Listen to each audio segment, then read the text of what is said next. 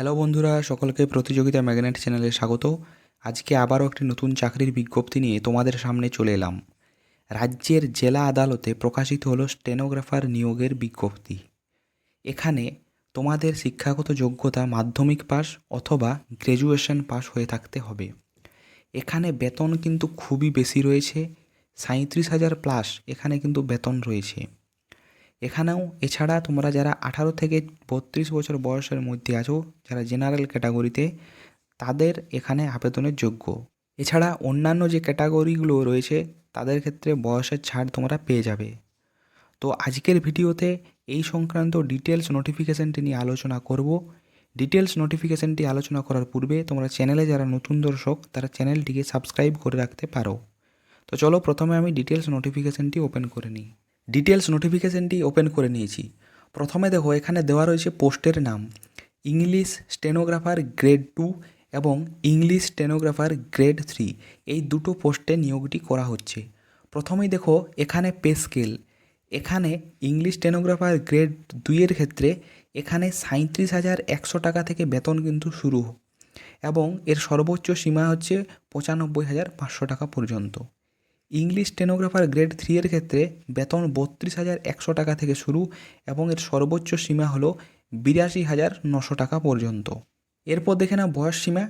এখানে তোমাদের বয়স সীমা 18 বছর থেকে 35 বছর বয়সের মধ্যে হতে হবে, যারা শিডিউল কাস্ট এবং আদার ব্যাকওয়ার্ডস ক্লাস থেকে বিলং করো। এছাড়া যারা তোমরা শিডিউল ট্রাইব ক্যাটাগরি থেকে রয়েছো, তাদের বয়সসীমা 18 বছর থেকে 37 বছর বয়সের মধ্যে কিন্তু হওয়া প্রয়োজন। এই সমস্ত ক্যাটাগরি ছাড়া অন্যান্য যে সমস্ত ক্যাটাগরি রয়েছে, অর্থাৎ ইউআর ক্যাটাগরি বা অন্যান্য যেগুলো রয়েছে, তাদের ক্ষেত্রে বয়সসীমা 18 বছর থেকে 32 বছর বয়সের মধ্যে কিন্তু হতে হবে, এবং তোমাদের এই বয়সসীমা যে 1/1/2024 এই তারিখের ভিত্তিতে দেখা হবে। এরপর দেখে নেব এখানে কোয়ালিফিকেশান কী চেয়েছে। ইংলিশ স্টেনোগ্রাফার গ্রেড 3 এর ক্ষেত্রে তোমরা যারা মাধ্যমিক অথবা এর সমসাময়িক কোনো পরীক্ষায় পাশ করে রয়েছো, তারা এখানে আবেদনের যোগ্য। এই পদটির জন্য এখানে শর্ট হ্যান্ডে 80 ওয়ার্ড পার মিনিট, এবং তোমাদের যে minimum computer typing speed 30 word per minute কিন্তু থাকতে হবে। এছাড়াও তোমাদের এখানে একটি কম্পিউটার পাস সার্টিফিকেট কিন্তু তোমাদেরকে দেখাতে হবে। ইংলিশ স্টেনোগ্রাফার গ্রেড 2 এর ক্ষেত্রে তোমরা যারা ব্যাচেলার ডিগ্রি করে রয়েছো, অর্থাৎ যে কোনো শাখায় যারা গ্র্যাজুয়েশন পাস হয়ে রয়েছো, তারা এখানে আবেদনের যোগ্য। এর সাথে তোমাদেরকে কিন্তু একটি কম্পিউটার পাস সার্টিফিকেটও এখানে দেখাতে হবে। এর সাথে তোমাদের যে শর্ট হ্যান্ডে 100 ওয়ার্ড পার মিনিট তোমাদের টাইপিং স্পিড থাকতে হবে, এবং কম্পিউটারে যে টাইপ স্পিড হয় সেখানে 40 ওয়ার্ড পার মিনিট তোমাদেরকে কিন্তু এখানে টাইপিং স্পিড থাকতে হবে। এরপর দেখে নাও তোমরা এখানে আবেদন কিভাবে করবে। এখানে তোমাদেরকে কিন্তু অফলাইনে আবেদন করতে হবে। এখানে একটি অ্যাপ্লিকেশন ফর্ম দেওয়া রয়েছে, যে ফর্মটিও তোমাদেরকে আমি দেখিয়ে দেবো। সেই ফর্মটি ফিল আপ করে নিতে হবে। ফিল আপ করে নেওয়ার পর সেটার সাথে বেশ কিছু সাপোর্টিং ডকুমেন্টস তোমাকে কিন্তু জেরক্স কপি দিতে হবে। প্রথমেই তোমাকে লাগছে 1 copy recent passport size colour photograph, যেটি হবে 3.5x4.5 সাইজের। এরপর তোমাদেরকে লাগছে একটি সেলফ অ্যাড্রেস এনভেলাপ, যেটির মিনিমাম যে লেন্থ 4.5 ইঞ্চি ইন্টু 10.5 ইঞ্চি। এটি কিন্তু তোমাদেরকে এর সাথে একটি পোস্টাল স্ট্যাম্প, যেটি হবে 30 টাকা মূল্যের, সেটি কিন্তু লাগিয়ে নিতে হবে। এই এনভেলাপের ওপর সঠিকভাবে তোমাদের যে ঠিকানা, সেই ঠিকানাটি লিখে দিতে হবে। 3 নম্বরে বলা আছে তোমাদের সিগনেচার। যে অ্যাপ্লিকেশন ফর্মটি রয়েছে তার নিচে সিগনেচারের ঘর রয়েছে, সেখানে তোমাদের সিগনেচার করতে হবে। এরপর তোমাদের অ্যাড্রেস প্রুফ হিসাবে তোমাদেরকে কিছু ডকুমেন্টস দিতে হবে। তোমাদের ডেট অফ বার্থের ডকুমেন্টস দিতে হবে। যারা নির্দিষ্ট ক্যাটাগরি থেকে বিলং করো, তাদের ক্ষেত্রে কাস্ট সার্টিফিকেট, এডুকেশনাল সার্টিফিকেট, এগুলো কিন্তু এই অ্যাপ্লিকেশন ফর্মের সাথে জেরক্স দিতে হবে। এখানে বলা রয়েছে যদি কেউ ডিফেক্টিভ অথবা কমপ্লিট না হওয়া, অথবা তোমাদের যদি অ্যাপ্লিকেশানে সাইন না থাকে, অথবা যদি যে ফটোগ্রাফটি দেবে সেটি যদি ব্লার ফটোগ্রাফ হয়, অথবা যদি কেউ ফিজ না প্রোভাইড করো, তাহলে কিন্তু তোমাদের অ্যাপ্লিকেশান যে ফর্ম সেটি কিন্তু রিজেক্ট করা হবে, এখানে দেওয়া রয়েছে। তোমাদের যে অ্যাডমিট কার্ড এবং যে পরীক্ষার হবে তার যে টাইম এবং ভেন্যু, সেগুলো পরে পরে জানানো হবে। এরপরে দেখো তোমাদেরকে অ্যাপ্লিকেশান ফর্মটি একবার দেখিয়ে দিই।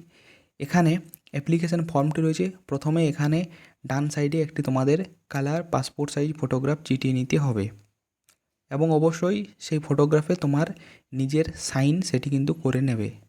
এরপর এখানে একটি শূন্যস্থান রয়েছে, দেখো sir I beg to apply for the post of, অর্থাৎ তুমি স্টেনোগ্রাফার গ্রেড 2 না গ্রেড 3 কোন পোস্টের জন্য অ্যাপ্লাই করছো সেটি এখানে লিখে নেবে। এরপর রয়েছে যে ফুল নেম, তোমার সম্পূর্ণ নাম এখানে লিখবে এবং সেটি অবশ্যই ক্যাপিটাল লেটারে ইংরেজি অক্ষরে লিখতে হবে, বাবা অথবা স্বামীর নাম। এরপর রয়েছে তোমার ডেট অফ বার্থ, এখানে লিখতে হবে 1/1/2024 অনুযায়ী তোমার বয়স কত হচ্ছে এখানে লিখে নেবে। তোমার জেন্ডার চাওয়া হয়েছে মেল অর ফিমেল, এখানে লিখবে। এরপর তোমার এখানে পোস্টাল অ্যাড্রেস অর্থাৎ পার্মানেন্ট অ্যাড্রেস এবং প্রেজেন্ট অ্যাড্রেস এখানে এই ঘরটির মধ্যে লিখতে হবে। 7 নম্বরে রয়েছে তোমাদের কন্ট্যাক্ট নাম্বার, তোমাদের এখানে মোবাইল নাম্বার বা টেলিফোন নাম্বার যা আছে দেবে। এরপর রয়েছে তোমাদের এডুকেশনাল কোয়ালিফিকেশান, অর্থাৎ তোমাদের যে গ্র্যাজুয়েশন বা ক্লাস 10, 12 যেখান থেকে পাস করেছো সেগুলো এখানে লিখে নেবে। অন্যান্য যদি কোনো কোয়ালিফিকেশান থাকে তাহলে এই ঘরে লিখতে পারো। যারা কোনো ক্যাটাগরি থেকে বিলং করো তাদের সেই ক্যাটাগরিটি এখানে কিন্তু লিখতে হবে। এরপর 11 নম্বর রয়েছে যদি কেউ এক্সামটেড ক্যাটাগরি থেকে বিলং করো তাহলে এখানে লিখতে হবে। এরপর 12 নম্বরে তোমাদের আধার কার্ড নাম্বার এখানে লিখতে হবে।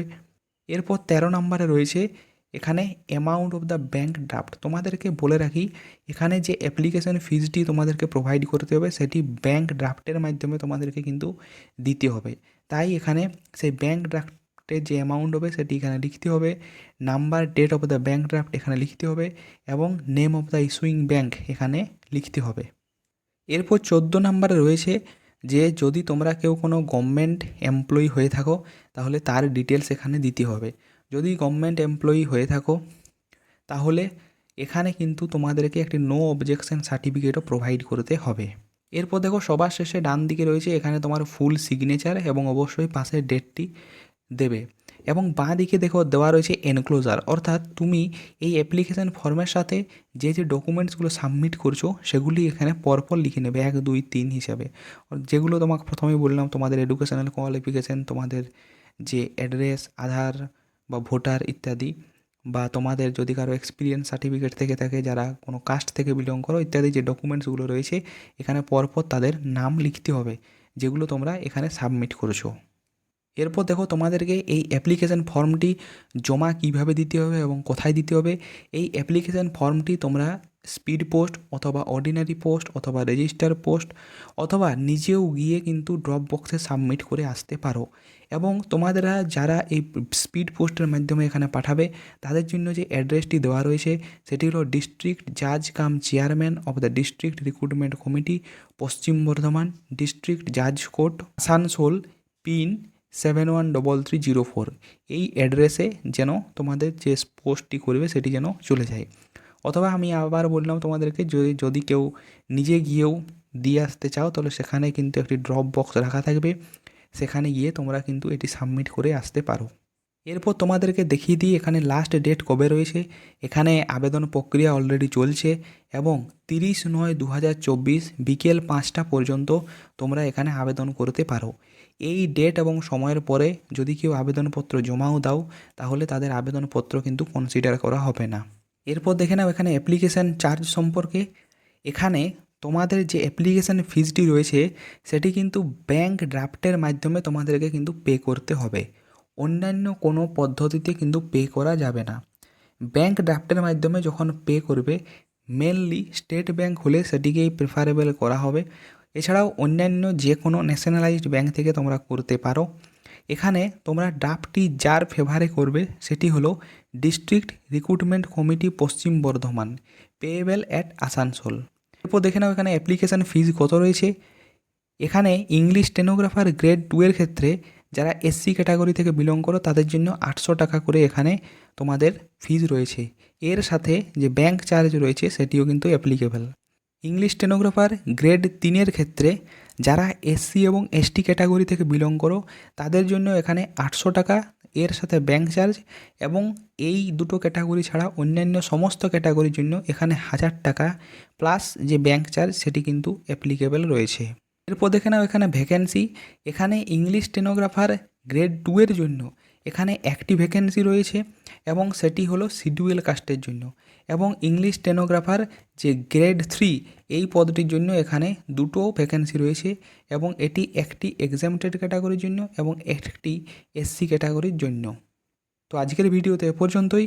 ভিডিওটি যদি ভালো লেগে থাকে তাহলে একটি লাইক করো, চ্যানেলে যদি নতুন দর্শক হয়ে থাকো চ্যানেলটিকে সাবস্ক্রাইব করে রাখতে পারো।